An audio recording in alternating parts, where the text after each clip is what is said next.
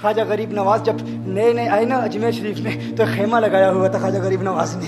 خیمے میں خواجہ غریب نواز عصر سے لے کر مغرب کے وقت تک روتے رہتے تھے. ایک نوجوان اجمیر سے باہر گیا ہوا تھا پڑھنے کے لیے, کچھ عرصے کے بعد واپس آیا اور اس خیمے کے قریب سے گزر ہوا اور گزرا تو رونے کی آواز آئی. فوراً دیکھتا ہے کہ خواجہ غریب نواز رو رہے ہیں, ابھی غیر مسلم ہے, اسلام قبول نہیں کیا. فوراً گھر جاتا ہے, ماں سے پوچھتا ہے, ماں یہ مسلمانوں کا گرو کیوں روتا ہے, مسلمانوں کا بابا کیوں روتا ہے؟ میں ہر روز گزرتا ہوں, عصر سے مغرب کے مابین جو وقت ہے یہ روتا ہے. ماں نے کہا جاؤ اس سے پوچھ لو کیوں روتا ہے. وہ نوجوان خواجہ غریب نواز کے خیمے کے اندر آیا, کہا بابا میں ہر روز یہاں سے گزرتا ہوں, آپ کے رونے کی آواز آتی ہے, بتائیے آپ کیوں روتے ہیں؟ کہا جاننا چاہتے ہو میں کیوں روتا ہوں؟ میں نے ایک مدت اپنے مرشد کے ساتھ گزاری ہے, مرشد کی خدمت میں گزاری ہے, مجھے اپنے پیر کی یاد رلاتی ہے, پیر کی یاد رلاتی ہے. میں عصر سے مغرب کے وقت تک اپنے مرشد کی یاد میں روتا رہتا ہوں. اس نوجوان نے کہا اچھا میں نے تو سنا تھا کہ انسان کو جب درد ہوتا ہے, تکلیف ہوتی ہے تو تکلیف انسان کو رلاتی ہے, آپ کو تو محبت ہے,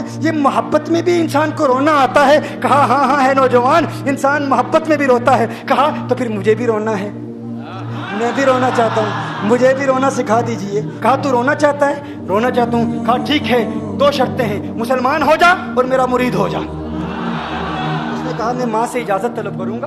ماں کے پاس گیا اجازت لینے کے لیے. ماں نے کہا تو ضدی ہے, جب تو ارادہ کر لیتا ہے, جو ارادہ کرتا ہے تو پورا کرتا ہے, جا جو کرنا چاہتا ہے کر لے. خواجہ غریب نواز کے بارگاہ میں حاضر ہوا, عرض کرتا ہے بابا میں پھر مسلمان ہونا چاہتا ہوں, مجھے مرید کر لیجئے. خواجہ غریب نواز نے مرید کر لیا, خواجہ غریب نواز کا مرید ہو گیا. اب خواجہ غریب نواز نے کہا اب وقت سارا میرے ساتھ گزرے گا, ناشتے کے وقت خواجہ غریب نواز کے ساتھ, سحری کے وقت خواجہ غریب نواز کے ساتھ, سحر کے وقت خواجہ غریب نواز کے ساتھ, پورا دن اسے خواجہ غریب نواز کے قرب کی کچھ ایسی عادت ہو گئی, خواجہ غریب نواز کا دیوانہ ہو گیا, ان کا عاشق ہو گیا. کچھ عرصہ گزرا, خواجہ غریب نواز نے فرمایا اب تیرے لیے 3 دن کی چھٹیاں ہیں, 3 دن کے لیے چھٹیاں ہیں, 3 دن کے لیے چلا جا.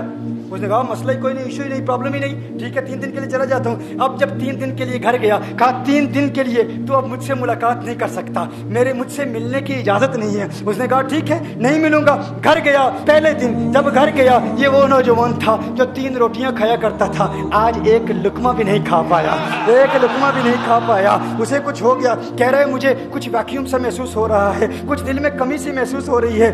یوں وقت گزرتا گیا, رات کا وقت آیا, آنکھ نہ لگی, سو نہ پایا, مکان کی چھت پر چلا گیا. ماں نے دیکھا بیٹا چھت پر کیوں چلا گیا؟ ماں چھت پر جاتی ہے, بیٹے کیا ہوا؟ کہا پتہ نہیں ماں میں تو فوراً سو جاتا تھا, آج نیند بھی نہیں آ رہی, آج کھانا بھی نہیں کھا پاتا. ماں تو چلی جا. ماں چلی جاتی ہے. یوں جب سحری کا وقت ہوتا ہے اس کی آنکھوں سے اشکوں کی برسات جاری ہوتی ہے, اس کی آنکھوں سے اشکوں کی برسات جاری ہوتی ہے. وہ رو رہا ہے, اس پر رکت تاری ہے. ماں آتی ہے, بیٹے کیا ہوا؟ کہا ماں مجھے پیار ہو گیا ہے, ماں مجھے محبت ہو گئی ہے, ماں مجھے عشق ہو گیا ہے. جا غریب نواز کے پاس, کہا مجھے بلا لو, اب یہ جدائی برداشت نہیں ہوتی, اب مرشد کی جدائی برداشت نہیں ہوتی. ماں فوراً خواجہ غریب نواز کی بارگاہ میں حاضر ہوتی ہے. کہا میں نہیں جانتی ہے مسلمانوں کے بابا تو نے میرے بیٹے کو کیا دے دیا, تمہارا تعلق نہیں سمجھ پاتی, تمہارا رشتہ نہیں سمجھ پاتی, لیکن وہ تو رو رہا ہے, کہتا ہے واپس بلا لو. خواجہ غریب نواز نے کہا نہیں ابھی وقت نہیں ہے, میں اپنی زبان میں کہتا ہوں. گویا کہ خواجہ غریب نواز نے کہا ہوگا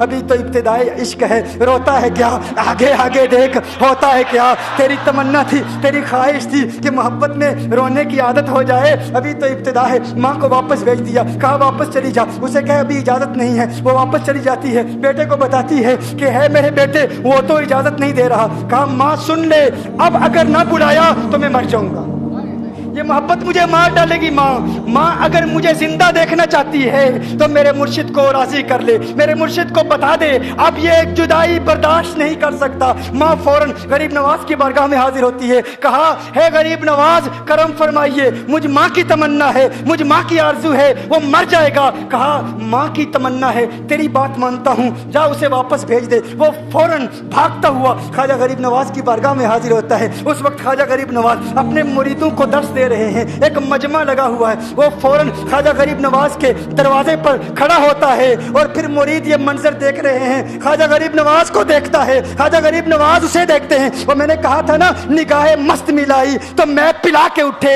جہاں وہ بیٹھ گئے میں قدا بنا کے اٹھے. خواجہ غریب نواز نے اس کی آنکھوں سے آنکھیں ملائی اور پوچھا اب پتا چلا محبت میں رونا کیسے آتا ہے, اب پتا چلا. اس نے کہا ہے غریب نواز کرم فرمائیے. فوراً غریب نواز नवाज को पुकारता हुआ गरीब नवाज के कदमों में आ गिरा, गरीब नवाज के कदमों से लिपट गया। अब मुरीदीन इस मंजर को देख रहे हैं और हैरान हो रहे हैं कि सिर्फ वो मुरीद ही नहीं रो रहा, सारे मुरीद रो रहे हैं, इस प्यार के रिश्ते को देख रहे हैं। और फिर एक अजीब और गरीब मंजर, ख्वाजा गरीब नवाज ने कहा, आज रात तूने खाना खाया था? कहा नहीं खाया था, नहीं खाया था। ख्वाजा गरीब नवाज ने फरमाया, मैंने भी नहीं खाया था, मैंने भी नहीं खाया था, मैंने भी नहीं खाया था। फिर ख्वाजा गरीब नवाज ने फरमाया, आज रात सोया था? कहा नहीं सोया था। कहा आंख मुझे भी नहीं लगी, नींद मुझे भी नहीं आई। ये मंजर सब मुरीद देख रहे हैं, वो मुरीद भी रो रहा है और ख्वाजा गरीब नवाज की आंखों में अश्कों की बरसात जारी है। ये वो रोने वालों का मकाम है।